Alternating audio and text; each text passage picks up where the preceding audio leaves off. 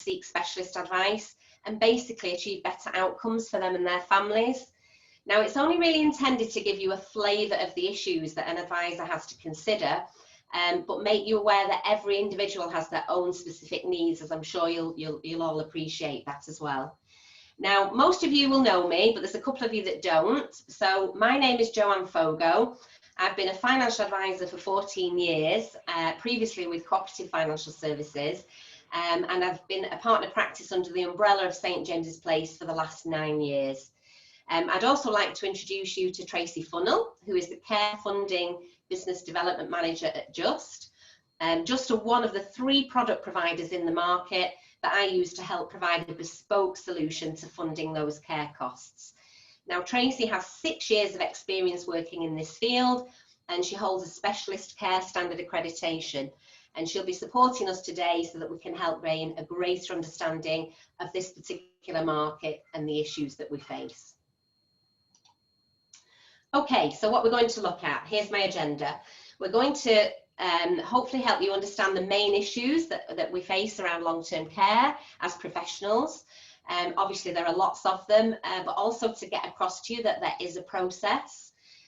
Exploring the solutions available, and yes, there are lots of different options actually, and it's not a case of one size fitting all. Recognising how important financial advice is when dealing with clients that needing care. I always like to say to clients that I consider myself to be the pin in the centre of the family, in the middle of their chaos. They're usually they're getting information from social services, the NHS, possibly hospitals, GPs. They've got all this information coming at them, and I say to a client, I can sit in the middle of that chaos, pull it all together for you, and hopefully help you find the right solution. And how working with a financial advisor can enhance the service that you provide to your own clients. We've got quite a wide variety of attendees this evening, but we're all connected to care in one shape or form. And I think the main thing is, those of you that have invited, I know how much you care about your own clients. So really today, my hope will be that we can all achieve a better outcome for all our clients. So moving on. I'm actually a holistic financial planner, so it's important to identify all areas of concern, not just the concerns that the client is worrying about right now.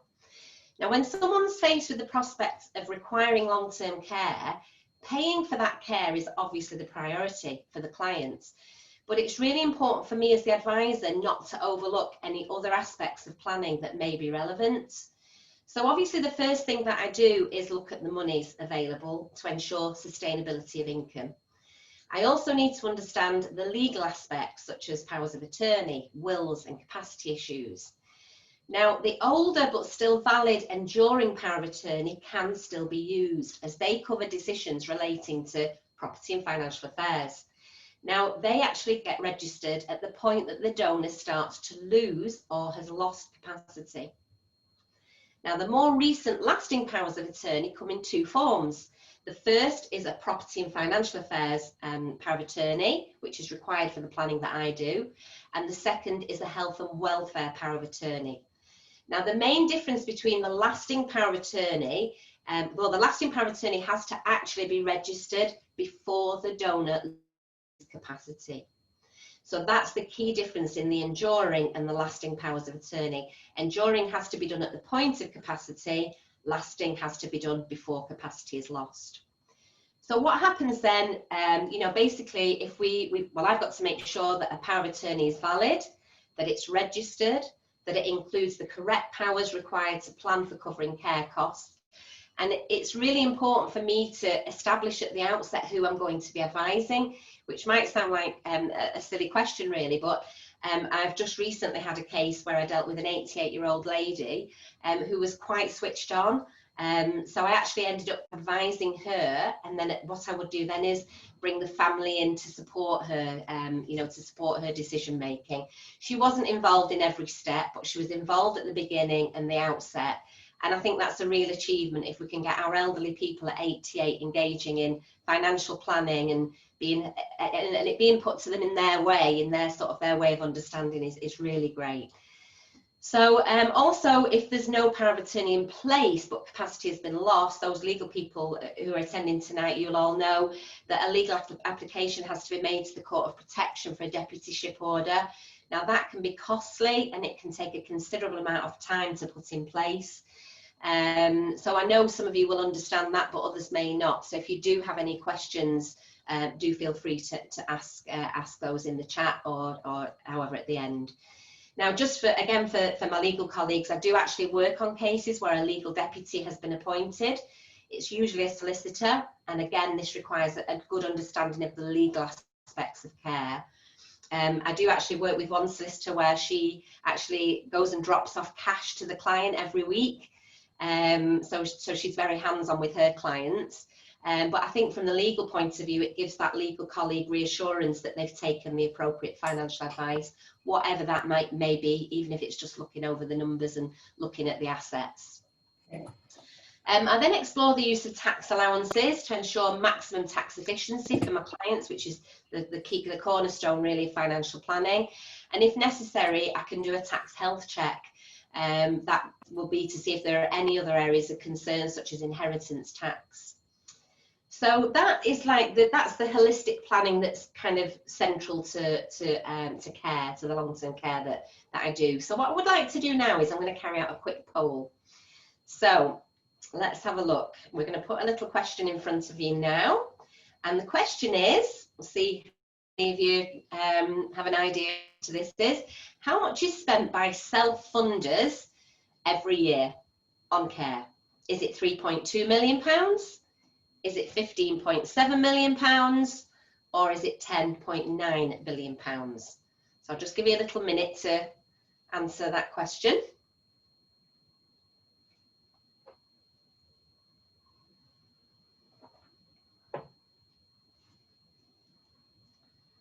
There we go. It looks like we're getting our results up. Right, so here we go. This is interesting.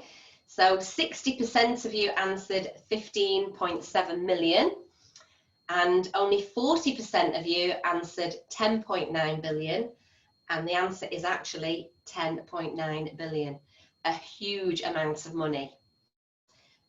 So it's a considerable area of concern, obviously. So I'm going to pass over to Tracy now, who's going to give you some more interesting facts and figures.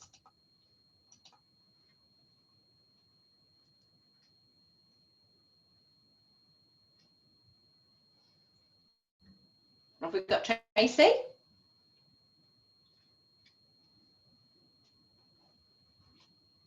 Might have a little hiccup here now. Have we got Tracy? Just bear with us a second. She's on mute, I think. Tracy, I think you're on mute. I am on the telephone version because my internet's not good. Obviously, that's cut out. No problem. Can everyone hear me okay? Yep. Excellent. Okay. So as long as you can hear me now, that's good. You're not coming through my PC, unfortunately, but I've got you on the telephone. So let's have a look at a few facts and figures then. So it remains that the life expectancy for women is still a lot longer than for men. But as you can see by those top two statistics up there, the gap is actually beginning to close. Now, the fastest growing cohort in the UK is those aged 85 and over. Meaning each year we see an increase in the amount of people that are actually requiring long-term care. It's also no surprise that wealth and other socio-economic factors can play a huge part in the length of time that someone can live. So wealthier people living in perhaps more affluent areas have generally afforded a better quality of life and a healthier lifestyle, as well as better quality of care, which again just increases their life expectancy even further. Now, working for one of the providers, I have got first-hand kind of experience and knowledge really of the data that we gather through our underwriting process.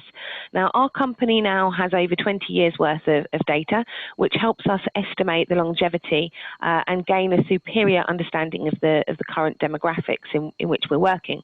Now, our data tells us that the average age of a person requiring care is 86. And now with 1 in 6 people reaching their 100th birthday, birthday, this further just stresses the importance of planning for a care journey, which, despite assumptions, is not always a short-lived experience. Now, as you can see here on the slide, 57,000 new self-funders enter care homes every single year, yet only around about 3,500 of those will seek specialist care advice to look at all of the available options. So there is a huge gap in people seeking appropriate expert advice in the area, with the size of the issue really growing year on year. Now, it's a known fact from our data as well that 1 in 4 of those people will actually run out of money at some point within their lifetime and then look to have to rely on local authorities for support. But our longevity really should be celebrated. So it's wonderful news that we're living longer, and I'm sure we would all like to enjoy an active and long retirement when we get there. But in fact, here at Just, we actually have an 87-year-old client that we've been paying out some income to now for quite a few years. She lives in a care home, and she needs some support with kind of activities of daily living because she does have some issues with the lower part of her body. However, she goes water skiing. So with clever adaptations of equipment, she goes water skiing pretty much every single weekend with her son throughout the summer months, which is fantastic. But it's just there really to highlight that just because someone might have a need for care or some support, it doesn't always mean that their life expectancy is drastically impacted, which again is why it's so important to make sure that finances are sustainable for each and every individual client circumstances, because they are also completely different. Now, one of the major reasons for our longevity increasing is that, of course, medical science is now overcoming many of what we know as to be middle-aged diseases, just meaning that more and more of us are living longer. But there is a flip side to that. And there are some potential implications. So not everyone necessarily enjoys good health right the way throughout their retirement, unfortunately. A longer life expectancy combined with poor health can mean that some clients are unable to live independently any longer, and many people may wish to remain in their own homes, which is known as domiciliary care. However, the cost can be anywhere between £700 and £1,400 a week, depending on what type of care is provided and required. And of course, that might not be suitable or sustainable in the long term. Now, according to a recent Langbruison report, if you are aged between 75 and 85, you have an approximate 1 in 27 chance of needing permanent residential care in the future. Whereas if you're aged over 85, it's a 1 in 6 chance. So as you can see, quite a large increase in probability of requiring care there. So of course, it is a huge concern to families, with many worrying about how to make finances sustainable and how to protect a legacy as well. So how can we help clients get the advice they need, Jo? Thank you, Tracy. So I've been a fully accredited member of the Society of Later Life Advisors for 6 years now. So what is SOLA? It's basically a not-for-profit organisation which allows consumers to find an advisor with specialist skills. Now, advisors connected to SOLA are committed to improving the way that advice is delivered to our older clients. It's about being sensitive to the issues that affect our clients in later life. It might be they have hearing difficulties or mobility issues that we need to take into account. Now, accredited advisors with SOLA have excellent interpersonal soft skills, a good understanding of behavioural economics, an awareness of when a client needs support when making financial or care decisions. I mean, I have my own clients, I've got some elderly clients myself, and you go and see them regularly and you can see a subtle difference sometimes, and it's about being aware and sensitive to that and knowing when to get the family involved. And also a thorough understanding of capacity issues and how to proceed. Now, during my 6 years with SOLA, I've undertaken specialist training. I have an ongoing annual assessment, and at the 5th year, you have to sit in front of an examiner and go through it all again, which is a bit scary, but luckily I passed that one again. But that really is to demonstrate that SOLA want this to be the gold standard of advice. And it is a very specialist area of advice. It requires emotional skills as well as technical skills. And I think the main thing I want to get across to you today is that, you know, I do deal quite a lot with long-term care cases.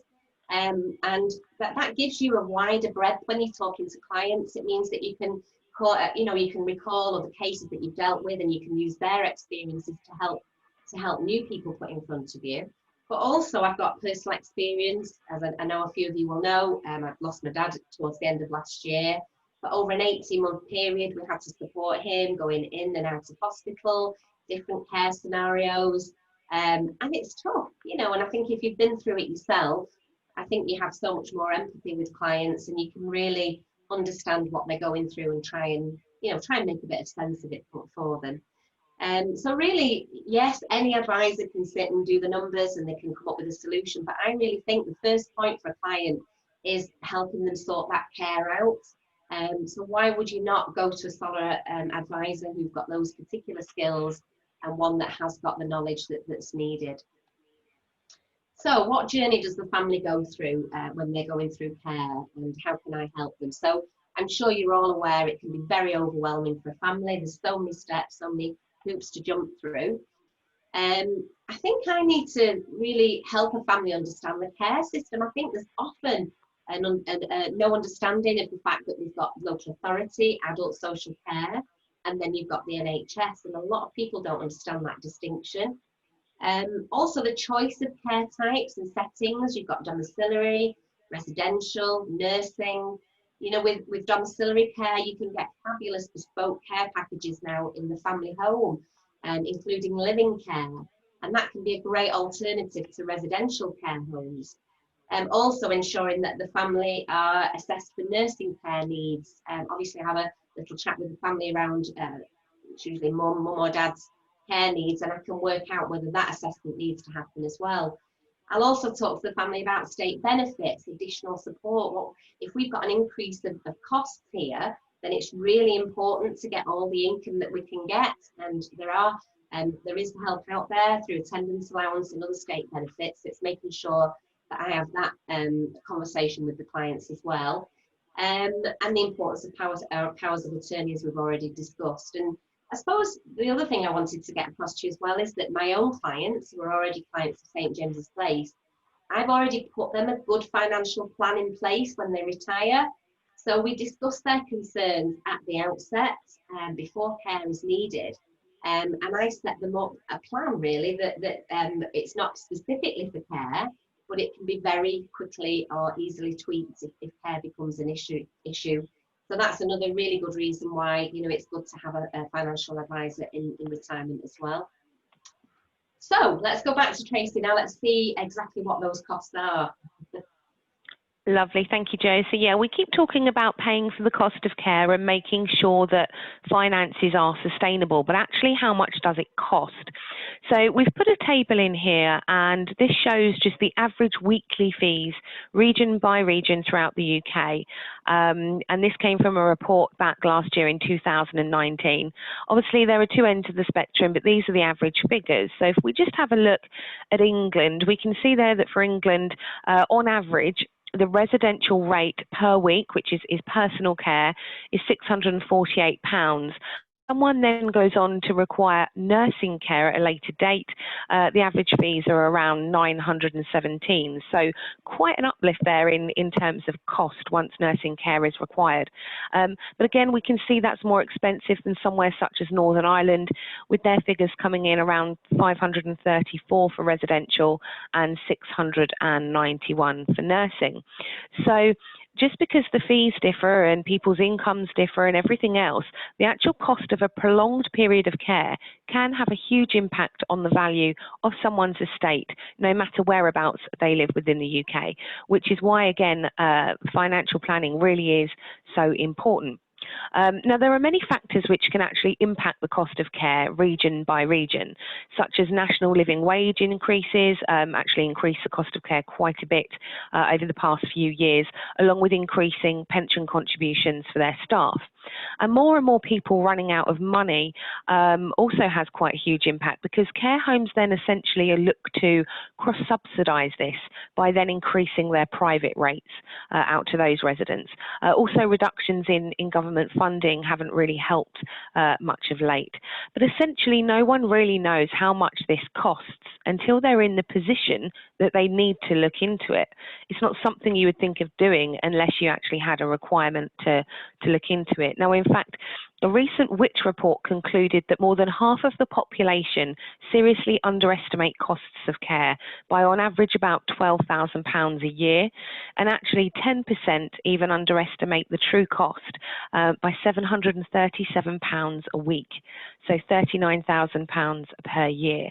So when we see figures and hear figures such as this, it does become apparent just how big of a concern funding these ongoing costs in the long term really can be for many families. So one of the main questions we get asked, and the question really on everybody's lips, is who pays for this?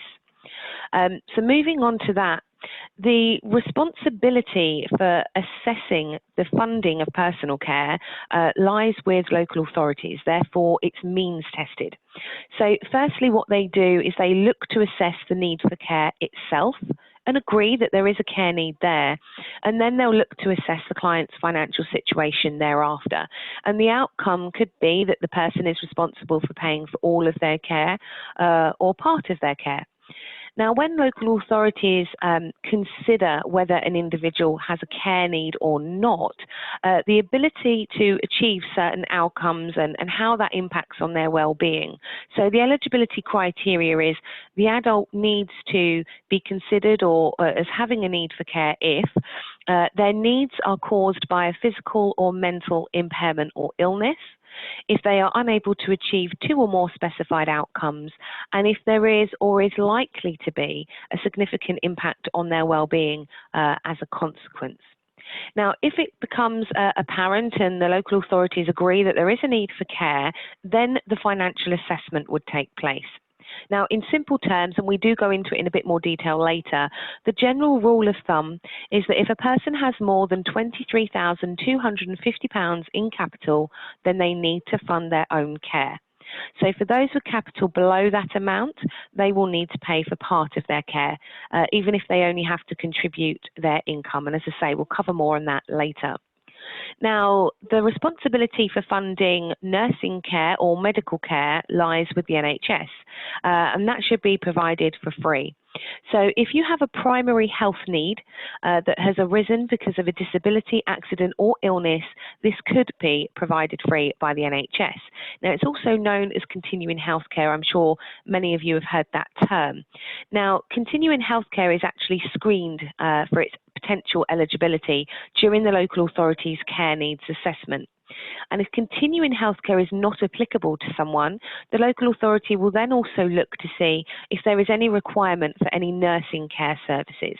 And if there is, the NHS will contribute a fixed weekly sum which is paid directly to the nursing care home. And that is known as the funded nursing care contribution. So a little bit more now on continuing healthcare. Jo, what exactly is this and how does it work?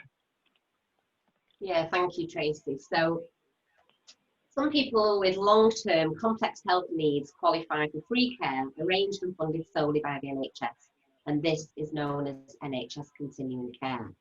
Now, continuing healthcare can be provided outside of hospital. It can be in the client's home, or it can be in a registered care home. Now, in practice, that's the theory. I remember when I very first started doing my long-term care, I read that and I thought, oh, everybody will be fine, everybody will come under that umbrella. And as you will all know, that is not the case in practice. There's so much pressure on NHS funding that often it's only really awarded in the final weeks of life. And it's really important that families receive the help and support when that assessment for continuing care takes place. And I have come across it quite often where families are not even entirely sure about the purpose of the meeting until it goes ahead. And then they find themselves bewildered by the scoring that's used in the decision support tool during that assessment. Now, I have a number of resources that I can share with the families to ensure that they're fully prepared for that meeting. And if it is actually awarded, then yes, it is free. But the reality is that, you know, it very often doesn't get given until the very, very last stages of a person's life, really. So to be eligible for continuing care, a client is actually assessed by a team of healthcare professionals known as a multidisciplinary team. Now, this team will look at all care needs, and that's where the decision support tool comes in. It's basically a list of needs, activities of daily living. It might be eating, washing, dressing, that kind of thing. and then they're scored as to unpredictability, intensity, severity of need. It's a lot more complicated than that, obviously, but that's it in a nutshell. And then basically that comes out as a score. Now, NHS continuing healthcare is not tied to a particular diagnosis or condition, and eligibility may change even after it's been awarded. And I actually think that a lot of people have been put on continuing care during the COVID crisis, and I'm actually hearing now that they're being approached for their assessment. So they were probably awarded it under the emergency circumstances that they were in, but they're now being returned to now for an assessment, and they may have that taken off them. But even without the COVID crisis, that can happen. You can get it for a period of time and then have it taken off you. So just to finish off on this point, those that are not eligible for continuing healthcare can then be referred back to the local authority. They will then do a further assessment, and if there is still some health needs in there, then the NHS may pay for part of that package of support, and that's called a joint package of care. And also the main thing about continuing care is if it's no and the situation changes, we have to keep going back. So I encourage clients to keep going back and asking for a further assessment as their needs change. So that's continuing care. Now then, the assessment for long-term care funding, I always say to a client, if the family, even if you understand that you come under the term self-funder, it's still really important to have a needs assessment. Now that's because the local authority can provide assistive devices which can make life easier, and they can at least you're sort of in their you're in their books then, and they know what's going on. Now generally clients are really worried about a financial assessment from the local authority, but the reality is that they're just asked the question, do you have assets more than 23,250, or do you own your own property? And if the answer to that is yes, then obviously they won't continue with the full financial assessment because they know that you won't qualify. But what I say to clients is don't be frightened of the financial assessment because it doesn't have to go through all of it, but do have that needs assessment because you will get some help. So if there is a recommendation for care, then the local authority then will look at clients' capital. Now often with capital, there's always a confusion around the family home, and clients need reassurance around the rules of that.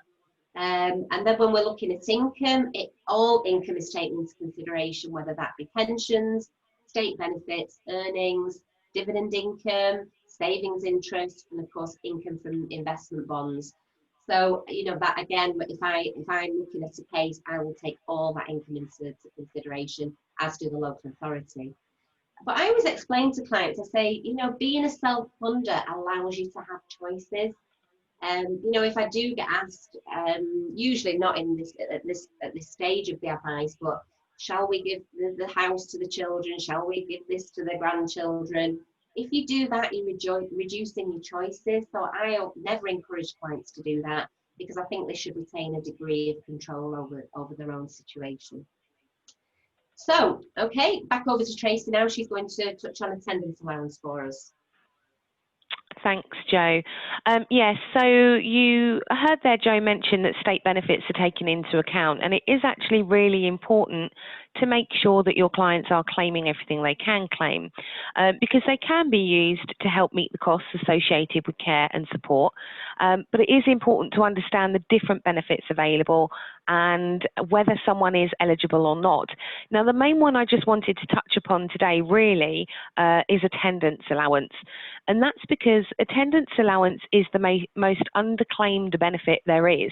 But actually, given the age of our population, it's also the benefit that most people are entitled to. Now, it's a tax-free, non-means tested benefit, and it is there to and designed to help someone who suffers from an illness or a disability, help them with care or supervision needs and covering those costs. So no medical diagnosis is required because the benefit is there to actually help pay for that personal care or those supervision services. So there's no focus on what ailments you have, but instead a focus on how that affects you. and what care and supervision you need. Now, to qualify for this, you must be aged 65 and over and have had needs or supervision care needs for at least the last 6 months and expect to still have them for another 6 months or more. Now, despite that qualifying period, attendance allowance is only paid from the date of the claim. It's never backdated. Now, in order to claim, there is a straightforward form. However, it is very, very lengthy. So there are services available out there which can help someone complete those forms. Now, there are 2 rates payable currently. There's a lower rate, and that's payable to people who need care or supervision either during the day or the night. And that lower rate currently for this tax year is £59.70 a week. And there's a higher rate of £89.15, and that is designed to support people who have care or supervision needs both during the day and the night time. So moving back to Jo now, just to cover off the other main benefits.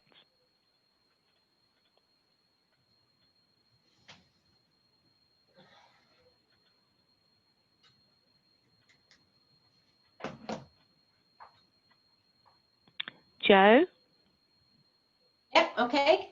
I've just had a bit of a problem with my connection there. So hopefully you can all hear me. Leah? Yeah, we can hear you. Sorry about that. So I'm now on the NHS funded nursing care. So this again is it's another relevant funding that can be accessed by clients, but it's actually funded by the NHS. It's not a local authority funding, it's the NHS. It's a fixed rate payment that's made directly to a nursing home by the Local Care Commissioning Group. It's there, as you would imagine, in a nursing home. There are obviously registered nurses as part of the team. So this payment is there to provision of that nursing care. The actual payment is £180.31 per week, which is the current rate for England from April of this year. And as I said, it requires a nursing needs assessment. Now, this funding is often misunderstood by clients. The care contract it's paid directly to the care home. So it's really important that the clients look at the care contract to see how that funding is reflected. And they need to be really clear, the family, how much they're paying.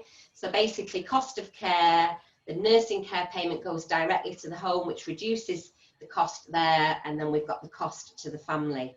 So that's, I've often come across families that get confused with that. It's also really important the most appropriate home for the loved one at the outset, in case there is an assessed need for nursing care in the future. I actually had a client who put her mum in a lovely care home. It was the best one she could find, but then her needs changed and they became more of a nursing nature, but they weren't eligible to claim the funded nursing care.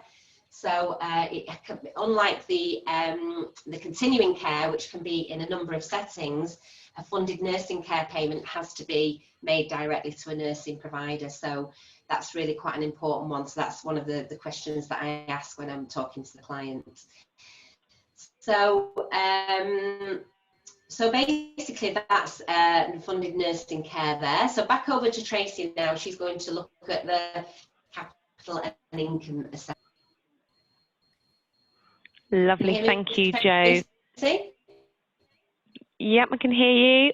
Thank you, Jo. So we've talked quite a lot about capital and income being assessed, but you know, how does this actually work? So the Care Act sets out a legal duty for an adult's eligible needs to be met by the local authority, subject to their financial circumstances. Now, local authorities must therefore complete a financial assessment, as we've mentioned before, just to establish how much, if any, they will need to contribute towards the cost of someone's care. And it should always be completed after the care needs assessment has been carried out and that initial need for care has been established. So before I move on, just a quick poll.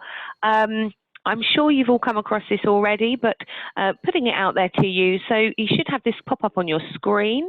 What is the amount of capital below which a person will receive financial assistance from the local authority? So the options there are £12,000, 14,250 and 16,375. So I'll let you all have a look at that and choose your answers.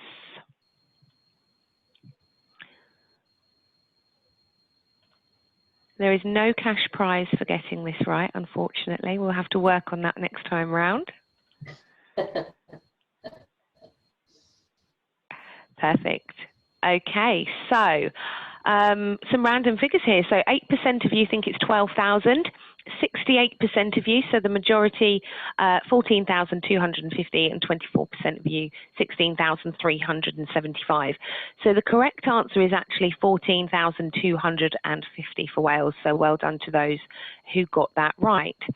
So in a nutshell then, let's have a look at the capital assessment. So people with capital below the minimum level, so below that 14,250, will receive financial assistance from the local authority. So this means that when their capital falls below this limit, the local authority take into account that person's income only within the financial assessment. So anything that they're receiving, such as state pensions.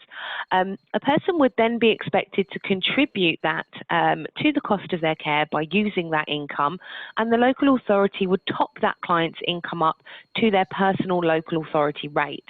So this could mean that if someone's staying in a care home that costs more than what the local authority are prepared to top up to, that there is a shortfall in fees. And many in this situation actually rely on third parties, such as friends and family, to cover the difference. So it's not always ideal. Now, people with assets over the upper threshold, which is 23,250 for England and Wales, the local authority will not contribute to the cost of care. The only time they will get some assistance really there is via the NHS, if they qualify for either free care through continuing healthcare funding or a contribution off the back of funded nursing care if there is a nursing need. And then lastly, some people do have assets actually between these two limits. So if they have capital between 14,250 and 23,250, what the local authority will do will take into account that person's income first and expect that to be contributed. And then they'll calculate a tariff income contribution that the client has to make from their capital between those two limits. And they do this by using a tariff income of £1 per £250 of capital or part thereof held between those two limits. So once they know what the tariff income is and that's been established, they'll literally combine that with the income that the person can contribute, and that would be what the person would be expected to pay. And then once again, the local authority would then look to top that figure up to their personal local authority rate. Okay.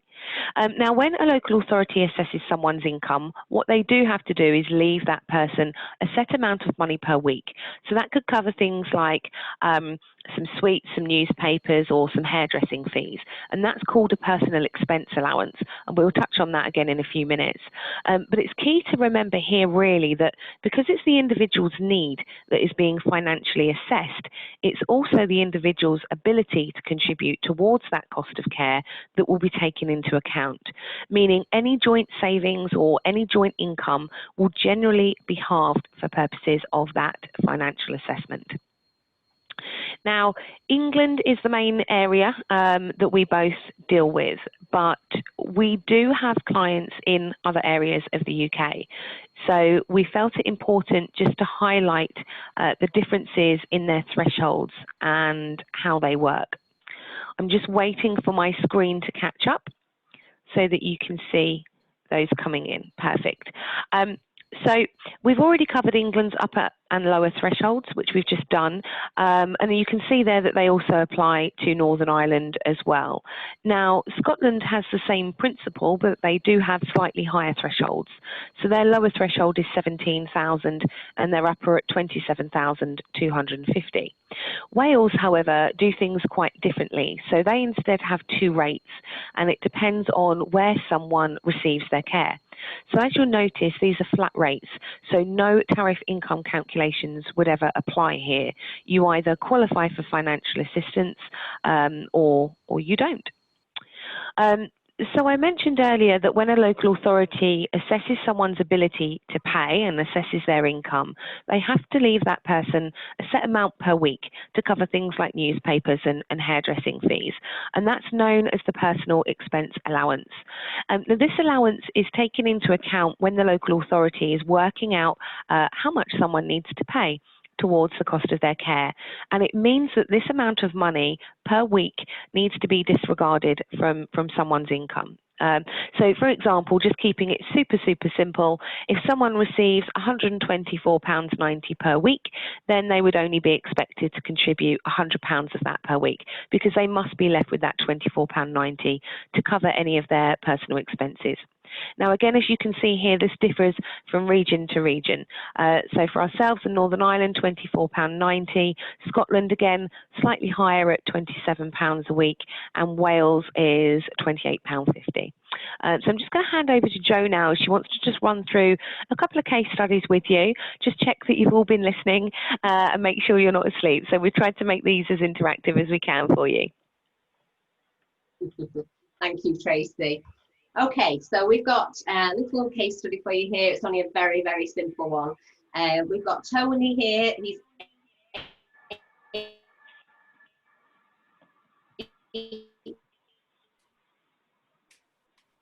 He contributed 8 to that account, while his wife contributed £62,000. So the question is, will he be self-funded or will he be state-funded? Let's see what we've got coming in now.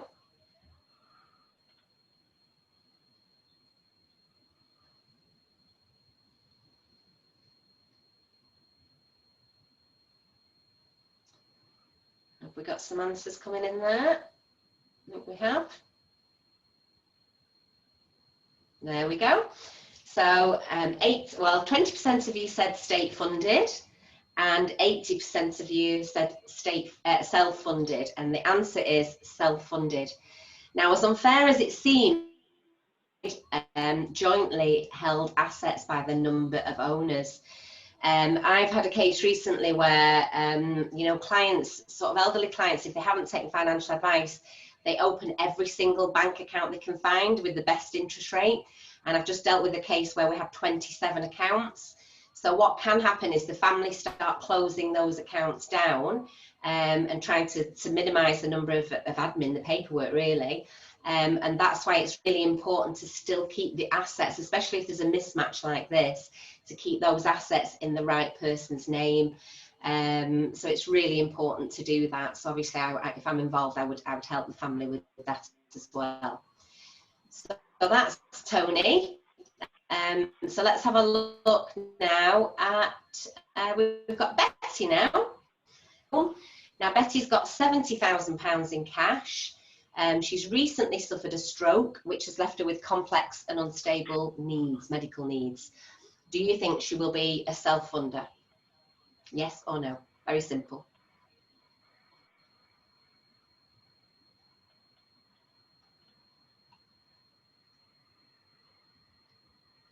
Let's see where we get. Split right down the middle. So we've got 50% of you say that she will, and 50% of you say no. Now then, the answer would probably be yes. It is likely that Betty will have to pay for her own care unless she's had a continuing care assessment that deems that her needs are mostly nursing needs, in which case the NHS would then support the cost of her care. But as I said earlier, even though, I mean, we don't really know all the details here, it would have to go through the assessment. But as I said to you earlier, it's very difficult to secure that continuing care, and it could be very likely that she will be a self-funder. So as I said before, it covers the care domains, and eligibility would be expected if there's a priority or associated with when the assessment takes place. So there's no specific combination of scores that ever guarantee eligibility. Severe needs have to be very severe indeed. So there you go. So that's our two little case studies. So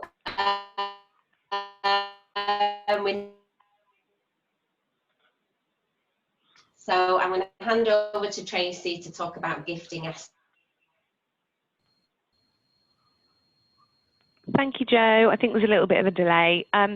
So just running through this really, one of the things that we're often asked is, can I give my money away, or can I give my assets away in order to kind of avoid paying for my care? Now, deprivation of assets essentially means where a person has intentionally deprived themselves of or decreased their overall capital or income in order to reduce the amount that they're charged towards their care. So in other words, they would have needed to know that they required care and support before doing this in order to be found of deliberately depriving themselves of assets. So when deciding if deprivation was deliberate or not, the local authority would look at three main things, which is intention, timing, and the amount. So firstly, the motive and the intention. So when disposing of these assets, was the main reason to avoid care charges? Looking at timing, there is no real set time limit, although local authorities are likely to investigate really as far back as they need to, but unlikely to go back too far. So essentially what they'll do is they'll look at the time between a person potentially realising that they needed care, such as diagnosis of a condition or something else, and the disposing of the assets. And then they'll look at the amount. So did the gift represent a high percentage of someone's total capital? So, for example, giving away a £300,000 property is most likely going to be deemed as deliberate deprivation, whereas smaller gifts such as a £300 necklace or something to a granddaughter are unlikely to prompt any further investigations. Now, if deliberate deprivation is found to have taken place, essentially the local authority can decide to treat the client as if they still possessed that asset for the purposes of the financial assessment. So it means treating the client as having a notional capital or a notional income, even if they no longer actually possess that money. Now, if an asset is transferred to another person, such as a third party, to avoid a charge, the third party may be liable to pay the local authority the difference between what would have been charged and what was actually charged at the time of the assessment. However, a third party is not liable to pay back anything exceeding the benefit that they actually received from the transfer of that asset taking place. And if funds were transferred to more than one third party, each of those is liable to pay back the difference between what the local authority would have charged and did charge in proportion to the amount each of them actually received. Now, there's a few deliberate deprivation rules, basically being if a transfer took place less than 6 months ago, generally speaking, assets are recoverable, and the local authorities would look to recover those. Anything that was transferred over 6 months ago, generally speaking, is treated as still owned. But essentially, I think it's important to remember that the burden of proof here is actually on the local authorities. So the local authorities need to prove that someone has deliberately deprived themselves, rather than the client having to prove that they didn't. But obviously nothing is ever really guaranteed. So deliberately depriving yourself of assets is not a great solution. So back to Jo to look at some better ones.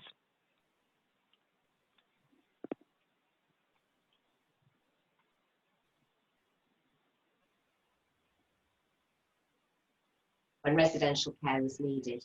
If I'm involved at that point of the discussion, then I will go through all of these options with the family.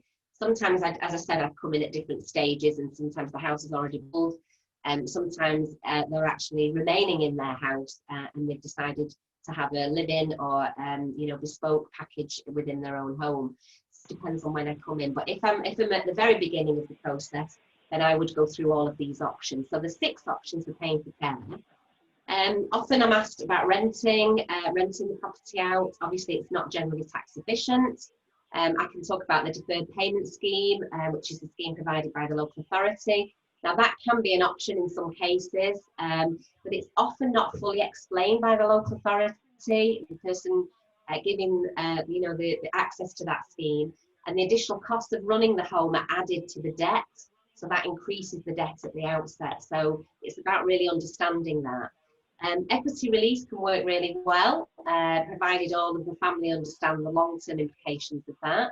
But even with this large amounts of cash, if their house has been sold and it looks like there's an awful lot of cash there, if costs are increasing in the care home by 5% per annum or the care provider, then a large sum can actually erode really quickly. Investments can play a part as well, provided that it's sustainable to withdraw some or all of the shortfall of income.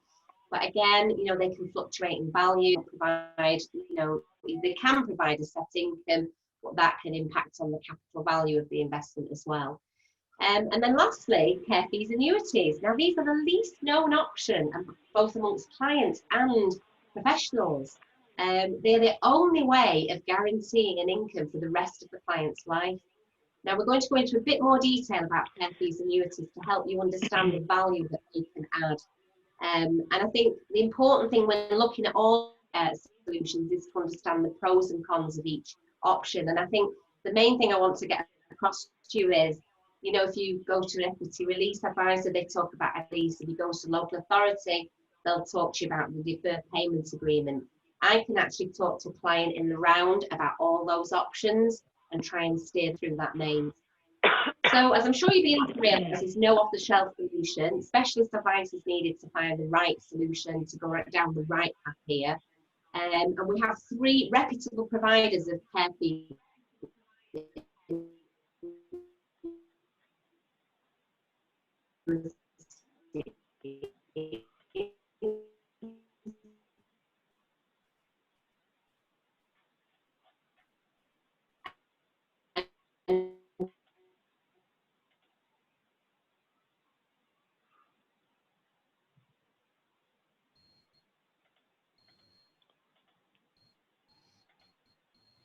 Thank you, Jo. Sorry, I've lost you there a little bit. Care fees annuities, also known... Okay. Oh, sorry, Jo, you're cutting in and out. I can't hear when you're finished. I'm sorry. I think it's the rain playing havoc with the service around here. Are you ready for me to carry on with the care fees annuities, Jo?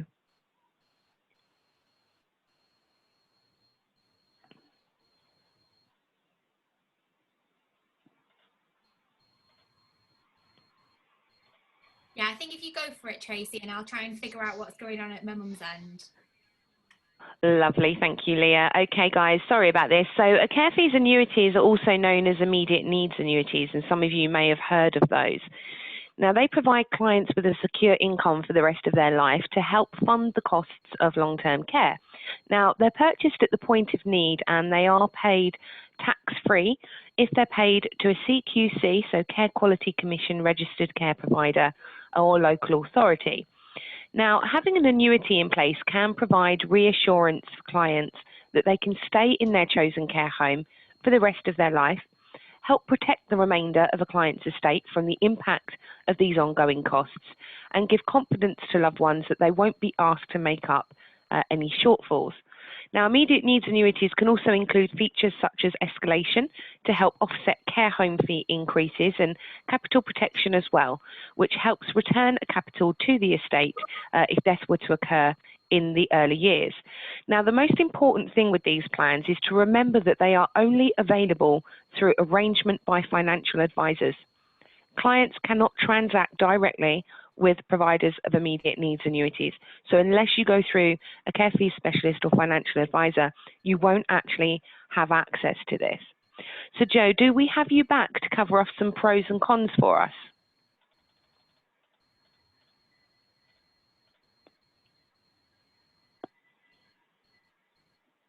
Doesn't sound too promising.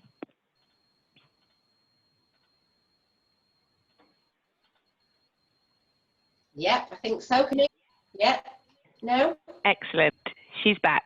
Can you not hear me?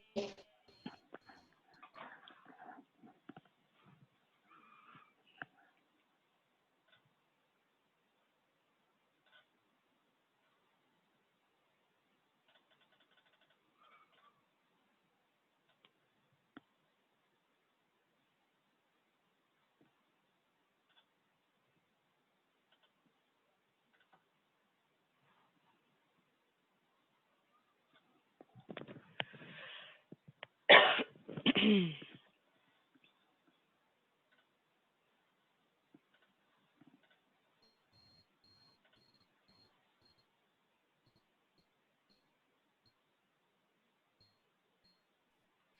if you just bear with us for just 1 second, guys, just trying to get Jo back on the line. I think she's having a bit of trouble with her internet connection, so just bear with us for 2 seconds. Thank you.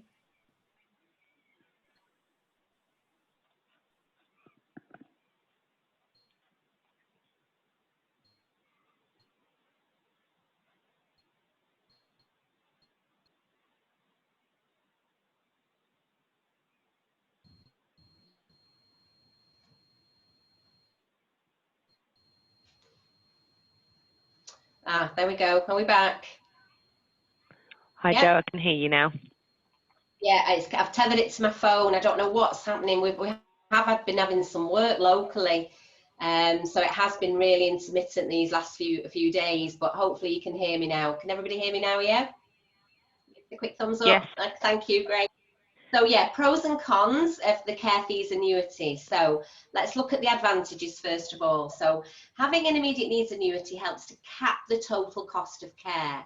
It basically sets a limit on the depletion of capital, and so it protects the remainder of the estate.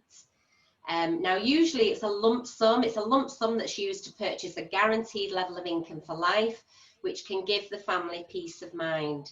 Now, it can be used with registered care providers, whether that be for care in the person's own home or in a care home. And the annuity is paid from the outset on a monthly basis directly to the care provider. And as such, it's not classed as personal income, therefore the payments are tax-free. There are no medical examinations required. However, we do carry out an underwriting process so that it's very specific to that client, and obviously they will look at age and health conditions, and actually the older and the worse the condition, the more income they get for their lump sum basically. And we do that underwriting by means of a GP report and a care provider report. Now, the great thing is the annuity is portable, so it can be transferred to a different provider. So you know, and actually what I also say to clients as well is if you do end up having continuing care further down the line and your care is fully covered, then the annuity payment can go directly to the client, subject to a little bit of income tax. Disadvantages, if obviously I think the main disadvantage really is that if death occurs in the early years, the amount paid may be more than the amount of income received. But usually the sort of the levelling off point is around 4.5 years, and whilst the immediate needs annuity is guaranteed for the rest of that person's life, then you know, once you pass about the 4.5 year point, then you've had the amount back in income. The problem, it's not a problem, but one of the issues with the annuity is that it has to be determined at the outset. But this isn't a problem because basically, if you think of the care provider getting the client's income and some of how much we're going to get from the annuity at the one particular year, then we just reduce the amount of income that the client pays. So there is still that little area of room for manoeuvre there if the care fees don't go up by 5% a year, and we've built that into the plan. I hope that makes sense. I do think I'm dipping out every now and again, so I hope you got that. So also, I just want to very quickly, we're not far off done now, I want to very quickly touch on ways to forward plan. All the planning that I've talked about now is at the point of need. With forward planning, so you've got those retired clients who are still enjoying an active lifestyle but are very concerned about inheritance tax. We have a number of solutions that incorporate future care needs. So our later life planning scheme would be suitable if a client would like to make a gift into trust but are concerned about the potential cost of care should it be needed in the future. This allows a client to make a gift of capital in order to reduce the value of the estate for inheritance tax purposes, but it still allows them to have a predetermined income to meet costs of care in the future. Now, this plan is exclusive to St James's Place, and if care is not needed, hopefully it isn't, then the plan is still a really effective tool for estate planning. We also have our loan plan, which enables a reduction in inheritance tax over time, whilst allowing for access to the original capital if it becomes needed in the future. The great thing about a loan plan is that from the time it's invested, any investment growth is outside of the estate. So the plan can grow, but it doesn't obviously exacerbate any inheritance tax issues. And of course, the loan can be repaid to a client in regular instalments when they come to need it, so that could actually facilitate some income to pay for care. So of course, obviously the suitability of these plans, I would obviously assess that for every individual's circumstances. Okay, back to Tracy now for just the final things to consider. Lovely, thank you, Jo. So as Jo rightly said, back to me now, this is the last point really I wanted to make. Now, if I had to choose just one thing that I would like all of you to take away from today's session, it really is the fact that you really, really must urge your clients to seek financial advice when faced with entering the care system. Now, you would be doing your clients a great service and adding a lot of value by encouraging them to seek financial advice from a care fee specialist such as Jo, because as we've already seen, the only way to explore all of the solutions and have access to those, especially that guaranteed income for life, is through an appropriately qualified advisor. And as we've seen already, there are lots of points to be considered. So does the client, do they have enough capital available to meet any care requirements should the needs arise? And obviously any capital that's used to fund care provision can be eroded quickly. How can you effectively use your current investments to fund those fees, and how can that be done in the most tax efficient manner? Those are things as well that need to be taken into consideration very heavily. What, if any, effects are there when leaving your assets to your next of kin, and what happens if you need to sell your home? And quite often these are questions that we do come across frequently.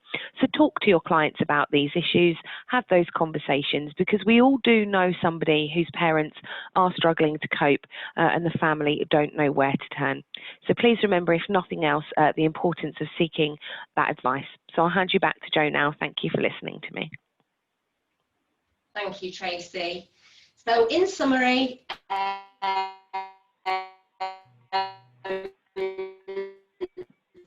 just going to touch on the final points here.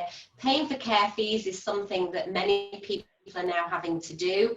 It is about helping them to understand all of the options. You do get but do please engage with them so they can offer with that. I think the main point is that there is no one size fits all. It's about talking to family about all the options, and I then can signpost them to the right solution.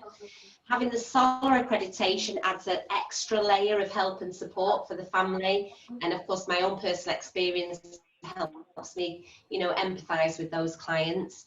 And of course we do have quite a lot of resources and fact sheets that we're more than happy to share with you if you don't have your own.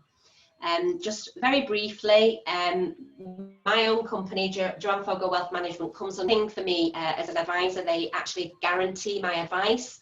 So to have that advice guaranteed by a FTSE 100 company is a reassurance that clients deserve, and I'd like to think that you would carry that reassurance with you as well. So we all have the best interests of our clients at heart.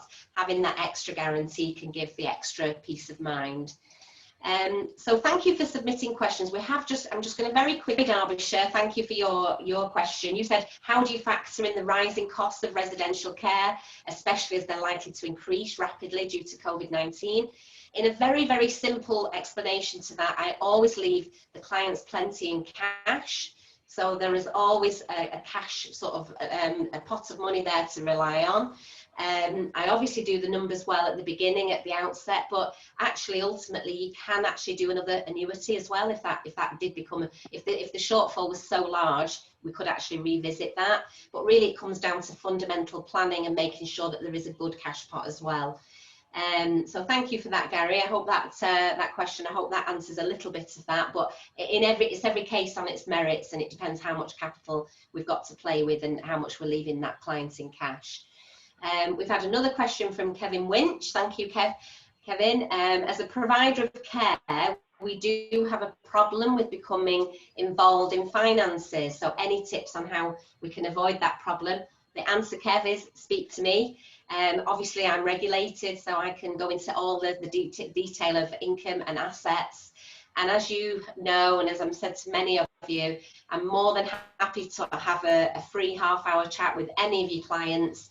I can assess very quickly in half an hour whether I can help them myself through regulated advice or whether I can signpost them on to somebody else.